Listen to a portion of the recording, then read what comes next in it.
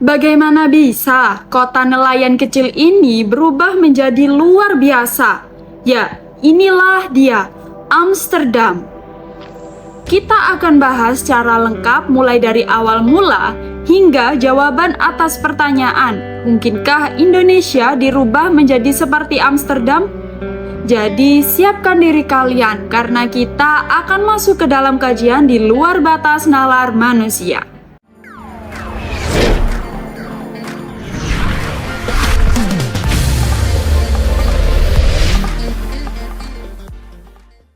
Awal mula pembangunan Amsterdam. Awal mula pembangunan Amsterdam bisa ditelusuri kembali ke abad ke-12 sebagai sebuah desa nelayan kecil.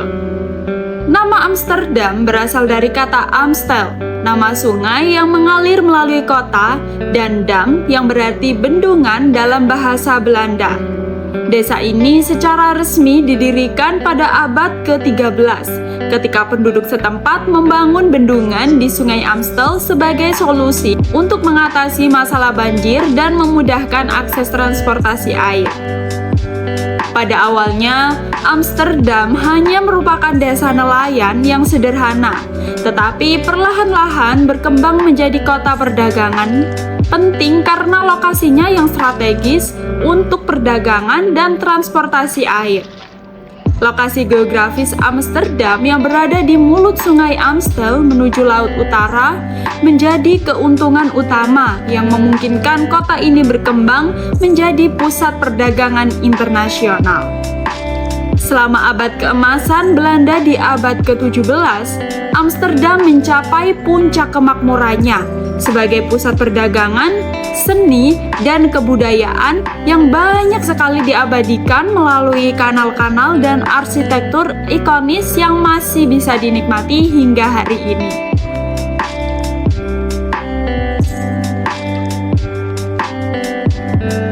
Cara membangun dan material utama.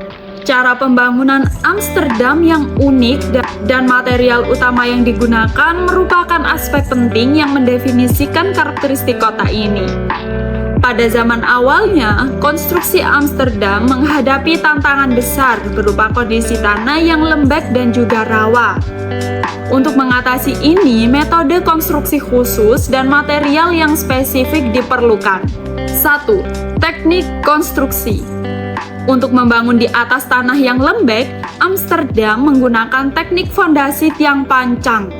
Tiang-tiang ini biasanya dibuat dari kayu yang ditekan dalam ke tanah hingga mencapai lapisan tanah yang lebih keras dan stabil di bawahnya. Teknik ini masih terlihat dalam banyak bangunan bersejarah di Amsterdam, yang fondasinya terdiri dari ribuan tiang kayu. Di era modern, tiang beton dan baja juga mulai digunakan sebagai alternatif yang lebih tahan lama dibanding kayu.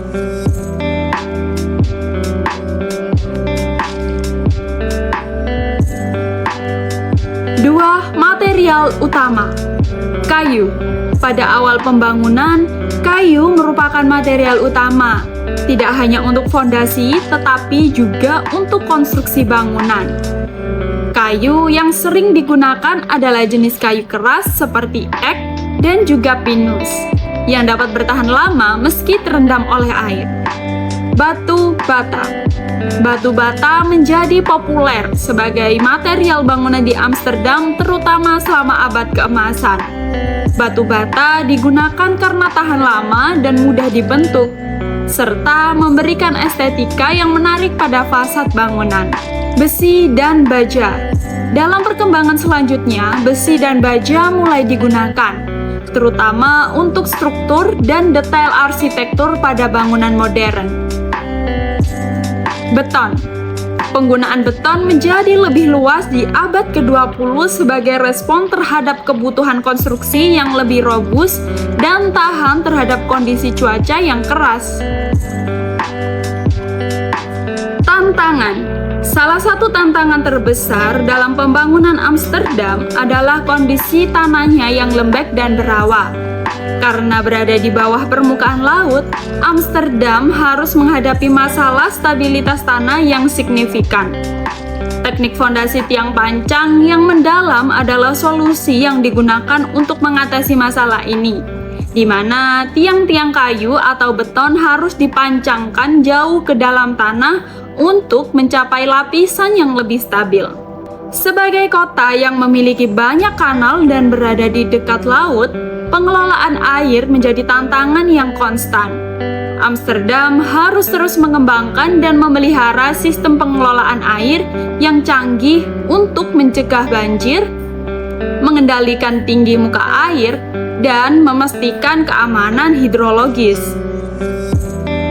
Sistem pompa dan pintu air telah menjadi bagian penting dari infrastruktur kota untuk mengatasi masalah ini. Seiring dengan pertumbuhan penduduk dan urbanisasi, Amsterdam menghadapi tantangan dalam menjaga keseimbangan antara pembangunan dan pelestarian warisan budayanya. Pelestarian bangunan bersejarah dan kanal-kanal kota seringkali harus diselaraskan dengan kebutuhan akan perumahan modern dan infrastruktur perkotaan. Ini menciptakan kompleksitas dalam perencanaan dan implementasi proyek pembangunan kota. Dalam beberapa dekade terakhir, tantangan terhadap keberlanjutan lingkungan telah mendorong Amsterdam untuk mengadopsi kebijakan yang lebih hijau. Upaya untuk mengurangi emisi karbon, meningkatkan energi terbarukan, dan mengurangi ketergantungan pada transportasi berbahan bakar fosil menjadi prioritas. Ini termasuk promosi transportasi umum, penggunaan sepeda, serta pembangunan infrastruktur yang ramah lingkungan. Amsterdam juga menghadapi tantangan yang berkaitan dengan peningkatan populasi dan juga migrasi. Integrasi sosial dan ekonomi dari pendatang baru menyediakan perumahan yang terjangkau dan memastikan kualitas hidup yang tinggi untuk semua penduduknya adalah beberapa isu kritis yang terus dihadapi oleh pemerintah kota.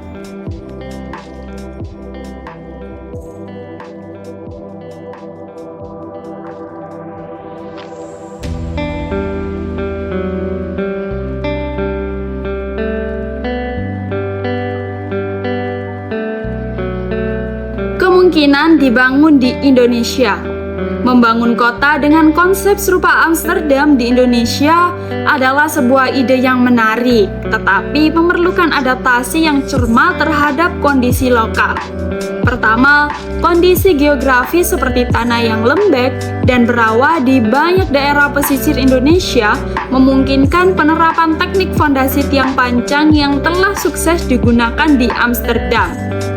Kedua, sistem pengelolaan air yang efektif harus dirancang untuk mengatasi tantangan musim hujan yang intens dan sering menyebabkan banjir. Mirip dengan sistem kanal di Amsterdam, tetapi disesuaikan untuk volume hujan yang lebih besar.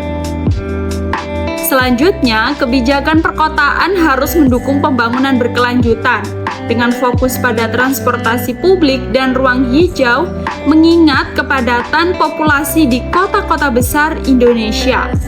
Dengan memanfaatkan teknologi modern dan mengadopsi prinsip-prinsip desain yang ramah lingkungan, ide membangun kota baru dengan inspirasi dari Amsterdam dapat menjadi kenyataan di Indonesia.